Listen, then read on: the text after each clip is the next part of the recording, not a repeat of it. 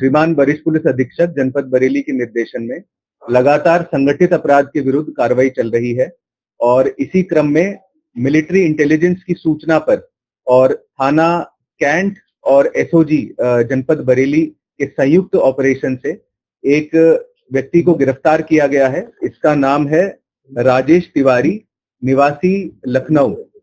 ये जो व्यक्ति है ये मिलिट्री हॉस्पिटल के आगे बहुत सारे अभ्यर्थियों से उनको झांसा देकर जिनका रीमेडिकल चल रहा था अग्निवीर भर्ती में,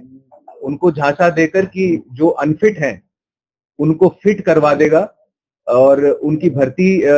ये सुनिश्चित कराएगा, ऐसा झांसा देकर कई अभ्यर्थियों से इसने भुगतान लिया और इसको एक जॉइंट ऑपरेशन में मिलिट्री हॉस्पिटल के सामने से इसको गिरफ्तार किया गया है। जब इससे पूछताछ की गई और इसका सामान चेक किया गया तो इसमें जो बरामदगी है वो मैं पहले आपको बता देता हूं। एक फर्जी मोहर इसके पास से बरामद हुई है जो 155 इन्फेंट्री बटालियन जबलपुर वहां की ये मोहर है। एक फोन इसके पास से प्राप्त हुआ है जिसमें कई ऐसे चैट्स भी मिले हैं। इसके द्वारा भी बताया गया है कि पूर्व में किस प्रकार से ये इसी प्रकार का काम कर रहा था और कैसे जो अग्निवीर के अभ्यर्थी हैं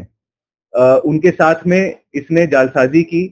और कई ऐसे बच्चों को इसने फंसाने का प्रयास किया। एक रजिस्टर इसके पास से मिला है, उस रजिस्टर में ये ऐसे सभी अभ्यर्थियों का नाम लिखता था, उसमें फर्जी मोहर लगाता था और उस पे लिखता था फिट अथवा अनफिट और उसकी फोटोग्राफ खींचकर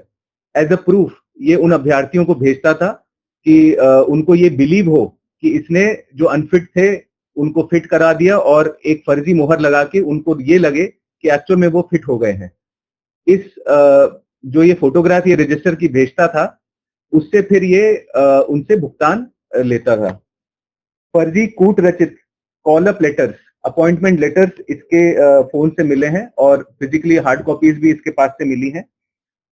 और इसके अकाउंट को भी चेक किया गया, अकाउंट स्टेटमेंट लिया गया, उसमें भी बहुत सारे हमें ऐसे भुगतान मिले हैं जो इसने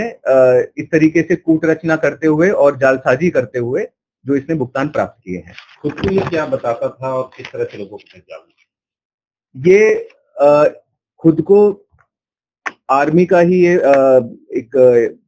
कर्मी बताता था, हवलदार बताता था और इसके साथ में और भी कई लोग जुड़े हुए हैं, उनका भी पता, उनका नाम तस्दीक किया जा रहा है, सारी डिटेल्स देखी जा रही हैं और क्लोजली हम लोग मिलिट्री इंटेलिजेंस के साथ में भी काम कर रहे हैं और जल्द ही इसमें और लोग भी सामने आएंगे। कब से सर इस नेटवर्क चला रहा था और इससे पहले पूछी कहाँ करता था?